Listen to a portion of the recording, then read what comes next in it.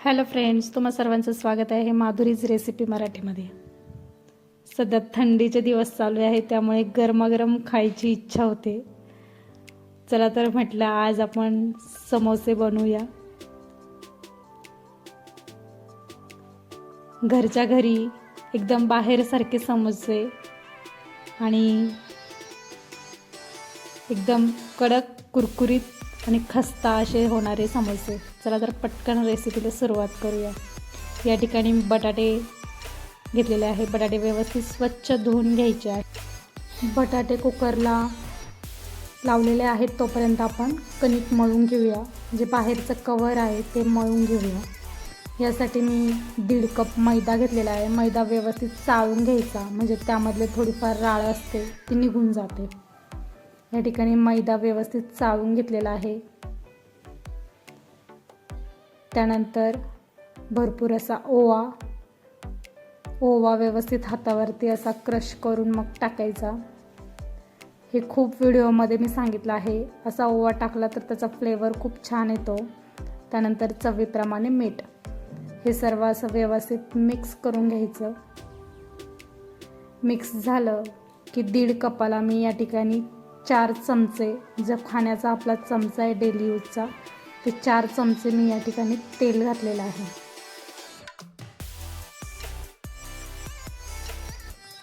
या ठिकाणी तेल व्यवस्थित असं पिठाला चोळून घ्यायचं आहे।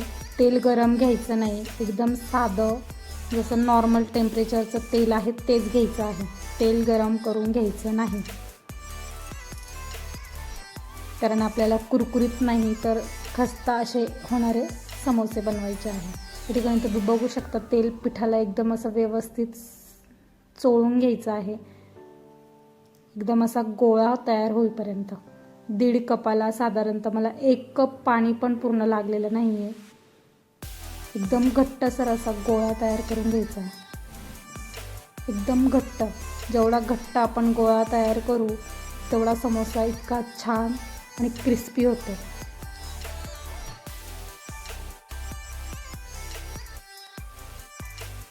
या ठिकाणी तुम्ही बघू शकता एकदम थोडं थोडं बेताने पाणी टाकायचं आणि एकदम असा घट्टसर गोळा तयार करून घ्यायचा।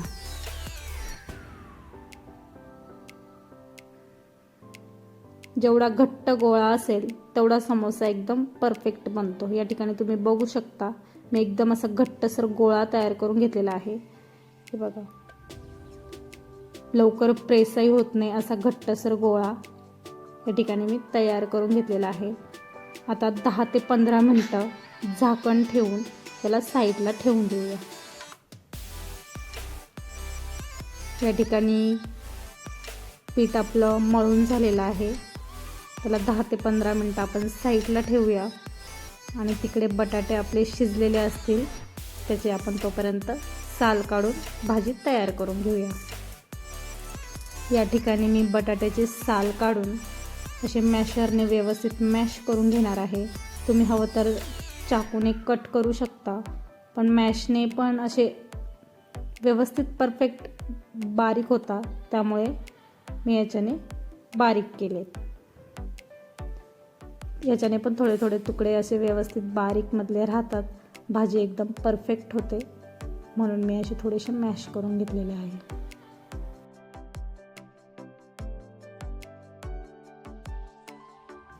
या ठिकाणी मी पॅनमध्ये 2 चमचे तेल टाकून त्यामध्ये जिरे टाकले आहे। जिरे व्यवस्थित फुलले की हळद, गोडा मसाला, थोडंसं लाल तिखट आणि भरपूर अशी कोथिंबीर आणि वरतून मॅश केलेले बटाटे, वरतून चवीप्रमाणे मीठ टाकून भाजी व्यवस्थित मिक्स करून घेऊया। वाव, तुम्ही बघू शकता भाजी व्यवस्थित मिक्स झालेली आहे।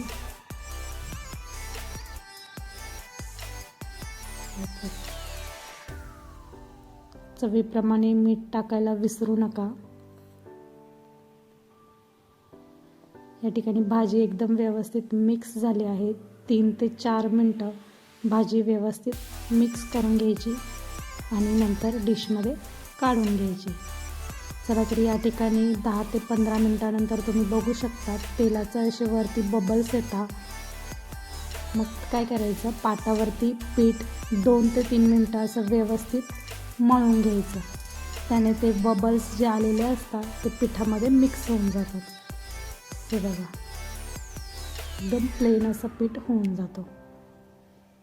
छोटासा गोळा घेऊन तोही असा व्यवस्थित 2 ते 3 वेळेस मळून घ्यायचा आणि त्यानंतर त्याची व्यवस्थित चपातीसारखं लाटून घ्यायचं. जास्त पातळही नाही आणि जास्त जाडही नाही, असं मीडियममध्ये पोळी लाटून घ्यायची. ओवा जास्त टाकला की बघा तुम्ही किती छान दिसतो. त्या ठिकाणी तुम्ही बघू शकता एकदम परफेक्ट अशी गोलसर या ठिकाणी लाटून घेतलेलं आहे आणि मध्ये असं व्यवस्थित कटरने कापून घ्यायचं.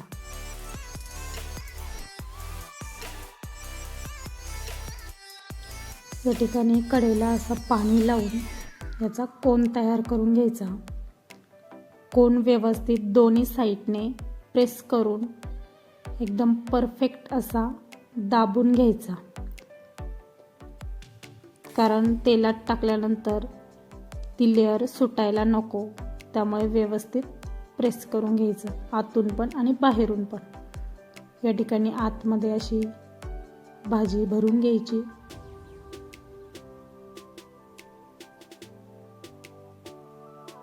आणि त्यानंतर साईडने असं थोडंसं पाण्याचं बोट लावून पुन्हा आपण असे दोन्ही कडा व्यवस्थित प्रेस करून घ्यायच्या, दाबून घ्यायच्या एकदम व्यवस्थित. आणि वरचा कोनही थोडासा असं लांबट करून दाबून घ्यायचा. परफेक्ट. तुम्ही बघू शकता समोसाचा आकारही खूप छान झालेला आहे आणि असे समोसे सर्व आपण बनवून घेऊया. कोन बनवताना पाणी व्यवस्थित वापरायचं. पाण्याचं बोट लावलं की अशा कडा व्यवस्थित दाबून घ्यायच्या, बाहेरून पण आणि आतून पण. आणि मग व्यवस्थित कोनमध्ये भाजी भरून त्याला व्यवस्थित चारही बाजूने पाण्याचं बोट लावून व्यवस्थित प्रेस करून घ्यायचं. या प्रकारे आपण सर्व समोसे तयार करून घेऊया. अशाच नवनवीन झणझणीत चमचमीत व्हिडिओसाठी माझ्या चॅनलला सबस्क्राईब करा आणि बेल आयकॉन दाबायला विसरू नका. माझ्या नवनवीन व्हिडिओचे नोटिफिकेशन तुम्हाला येत राहतील. या ठिकाणी आपण सर्व समोसे व्यवस्थित बनवून घेऊया.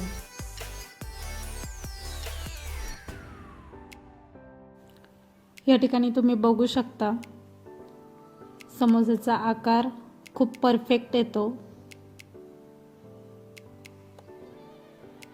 आणि व्यवस्थित खायलाही तितकेच छानही होतं.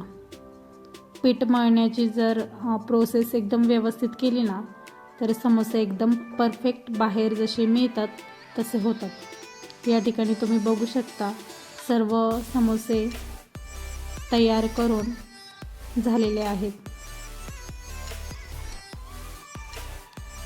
आता सर्व समोसे तयार झालेत.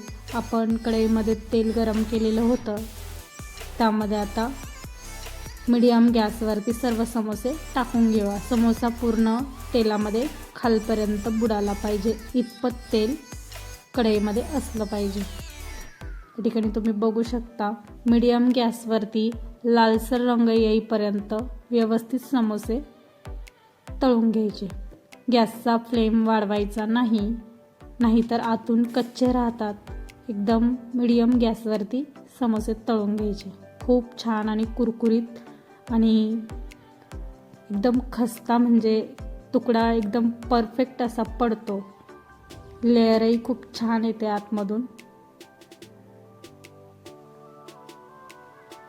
तुम्ही रंगही बघू शकता किती छान आहे.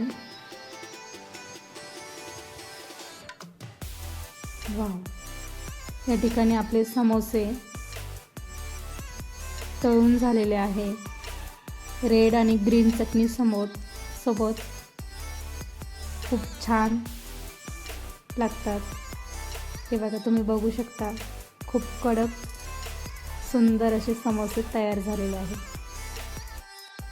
अशाच नवनवीन व्हिडिओंसाठी चॅनलला सबस्क्राईब करा, कमेंट करा, लाईक करा आणि बेल आयकॉन दाबायला विसरू नका. मस्त खा, स्वस्त राहा. Bye bye.